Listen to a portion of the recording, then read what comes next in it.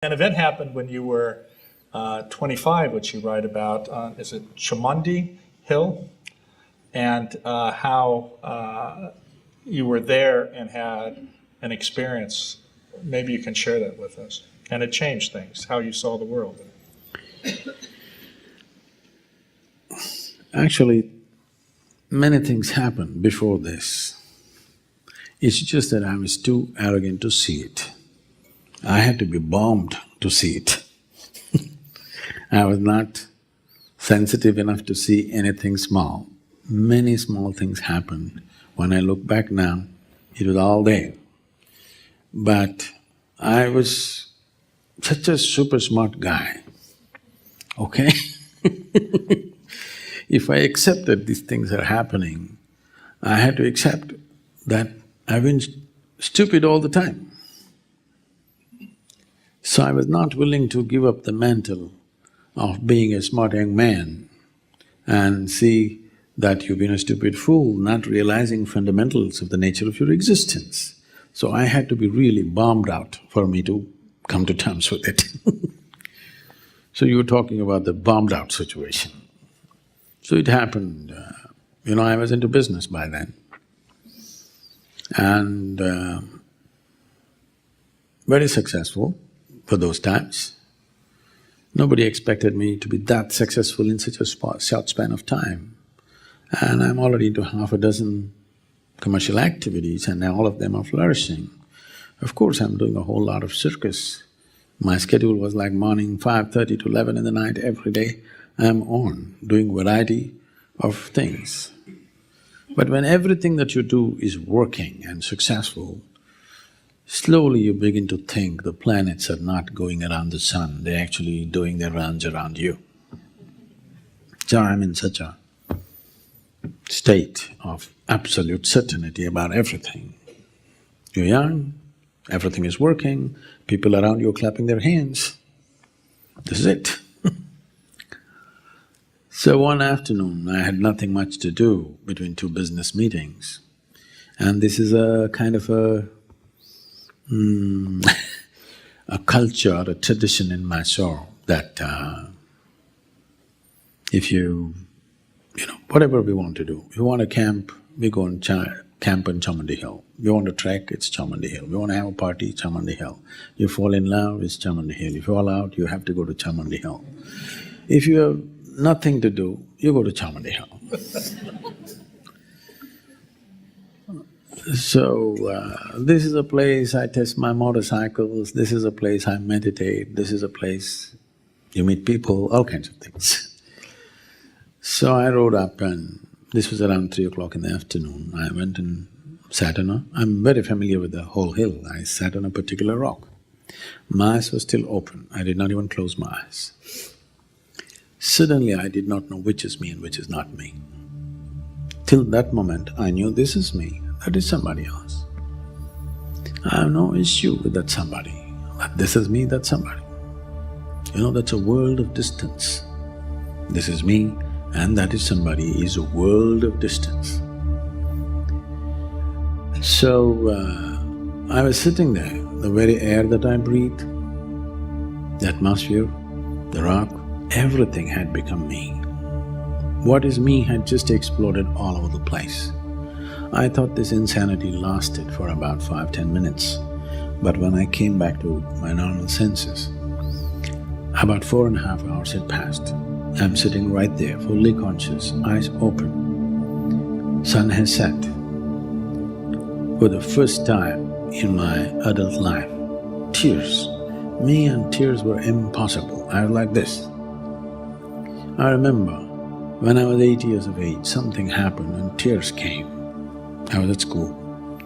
I made up my mind, never again in my life another teardrop is ever going to come out of my eyes. And I kept it up till I was 25. And here I am, my shirt is wet. To that extent, 4.5 hours tears have been running and I never realized it's 4.5 hours, I thought it's just about 10 minutes. I've always been peaceful and happy, I'm young, successful and everything is doing great.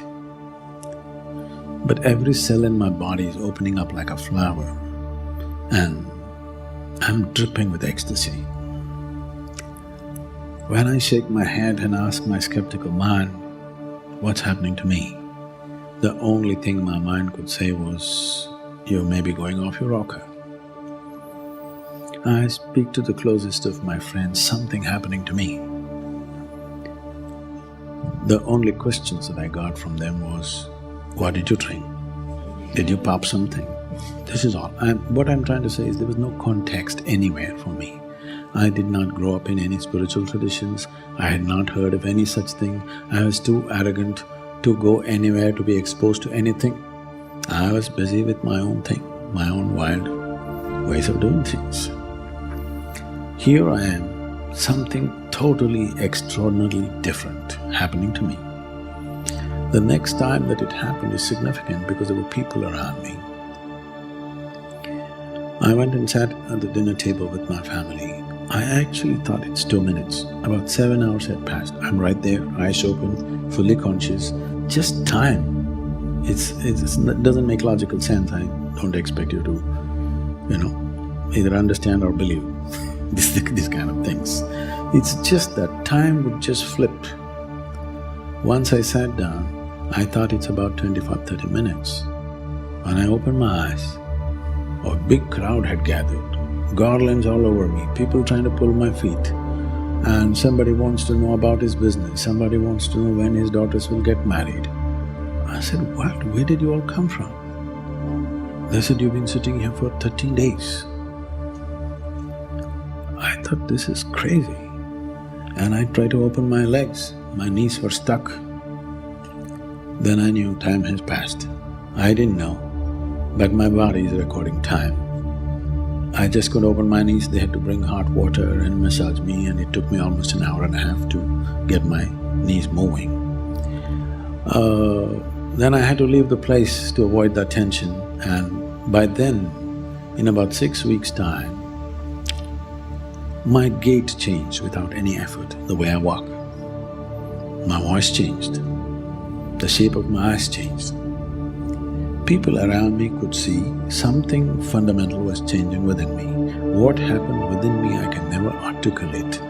Simple lifetimes of memory descended on me with such a weight, kind of it left me, to come to terms with that. Suddenly everything around me and everybody that I knew for a lifetime looked like absolute strangers. And it is not… I cannot say it was difficult. Definitely it was daunting. It was huge. So my skeptical mind kicked in and said, this can't be true, because if I accept this is true, I have been an utter idiot all my life. I don't like that. So I traveled. Next year and a half, I just traveled everything that came in my memory just to ascertain if it is true. Every one of those places that I saw were 100% the way I had seen in my mind. And this took me to various places. And since then, what's happened within me is more fairy tale-ish than a fairy tale. I don't expect anybody to believe such things because I do not believe such things. It is impossible to even articulate, but I would say even what's happening around me is too fairy tale-ish. People around me see this on a daily basis. It's quite ridiculous if you look at it, if you analyze it logically, it's quite ridiculous. But if you elevate yourself and look down, it is such a fantastic design. It is, I'm saying this not just by looking at the world around me.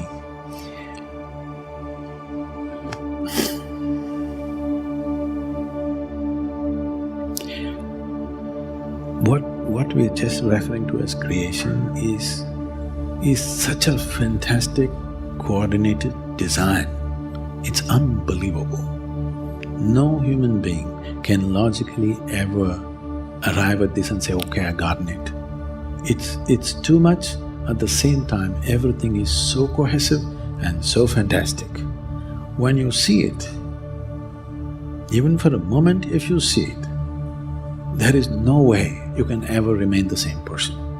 So since then my life has been just to make devices through which somehow you rub off this experience on people. even if it's for a moment.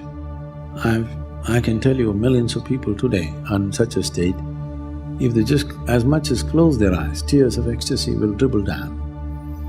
They do not know the ultimate, but they're near. Just the fragrance of the ultimate just breaks them up, dissolves them. This is something that must happen to every human being before we fall dead. This is a goal that all of you must set.